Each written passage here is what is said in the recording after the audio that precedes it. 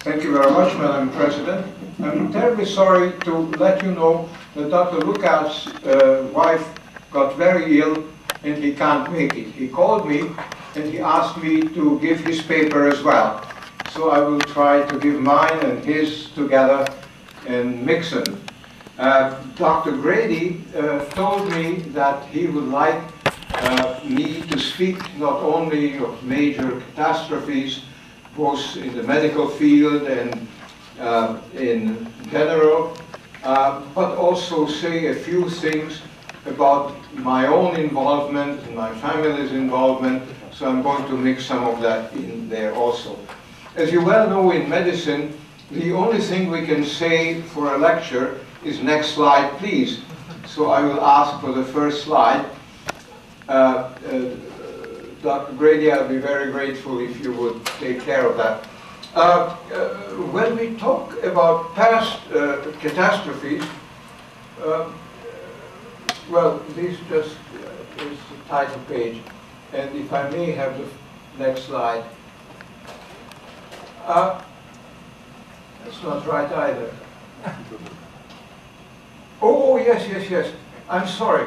I just put that slide in to say that I hope I'm not going to bore you.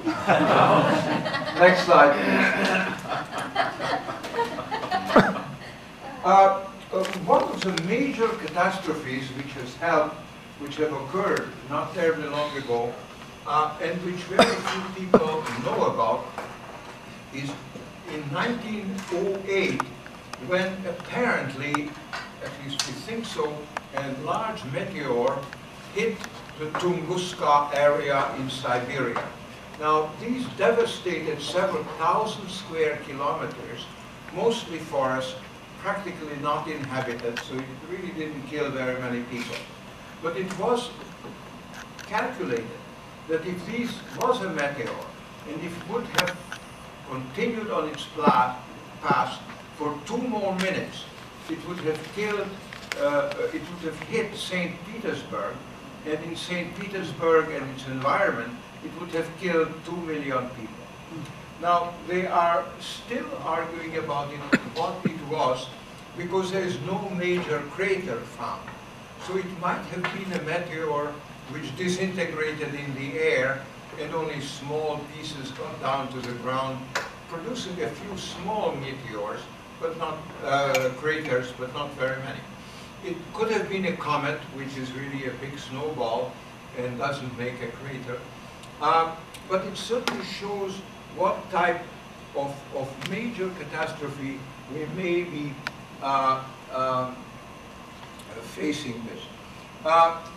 There were also many other theories that it wasn't really a meteor, but it was an antimatter shower or a gamma ray shower from some disintegrating planets. It might have been a volcanic eruption, and there were some very out of screen theories that maybe it was a large meteor which could have devastated or killed all of humanity, but some extraterrestrials came around and bombed it, and so it disintegrated in the air before it came down. There were other theories that maybe it was extraterrestrials who tried to take over the world. And some Russian scientists have found some tablets which some not yet deciphered strange writing on it. So to them that means that somehow, somewhere, extraterrestrials might have been involved. But these are all not quite well supported theories. Next slide. The fact remains that we are here subject to many possible major catastrophes, and we have to think about what we can do about preventing them. Certainly from disintegrating planets and suns, we can have cosmic gamma rays or antimatters which could kill off a large number of people, but it is an insult which is very short-lasting. So the only way we can defend ourselves if we have good warning systems, and we can go all underground and stay there for a short period of time. Certainly, giant asteroids are one possibility.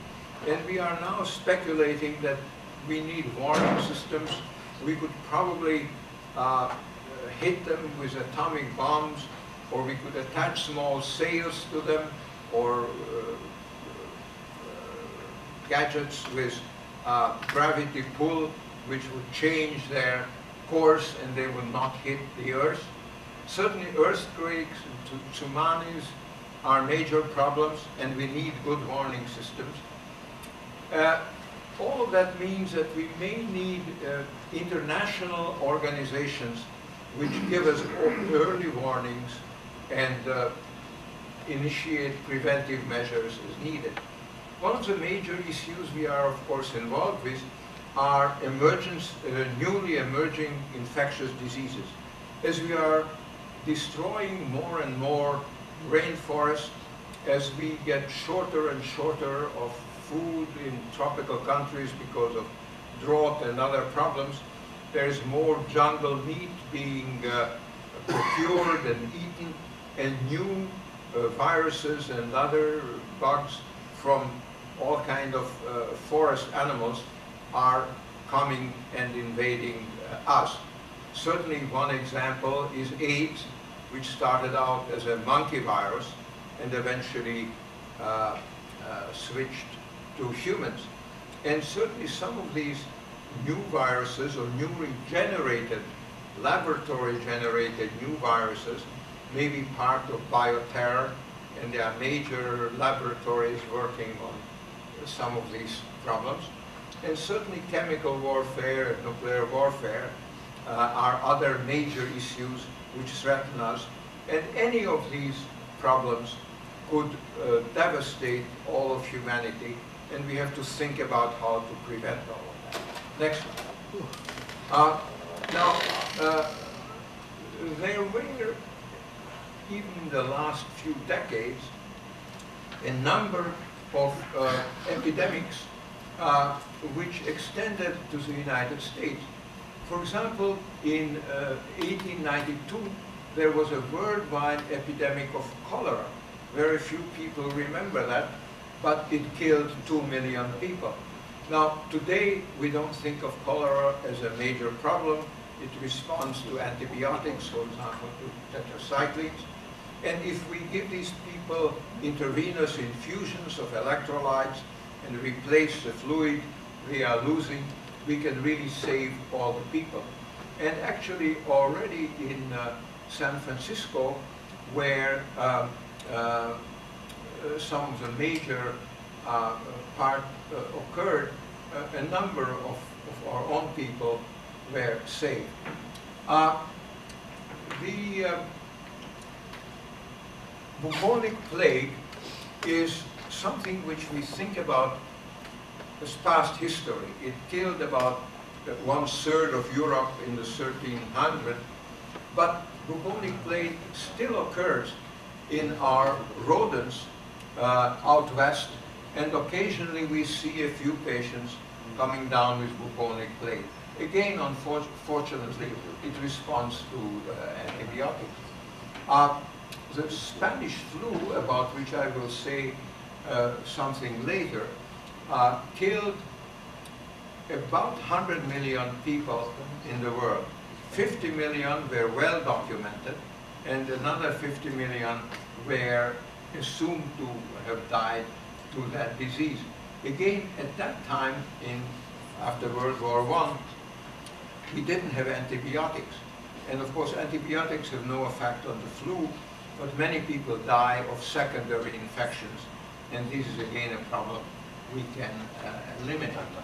Since that time, we had several types of flu epidemics, including avian flu, swine flu, and so on. And one of the problems we have that we don't really have adequate facilities to produce adequate vaccines fast enough.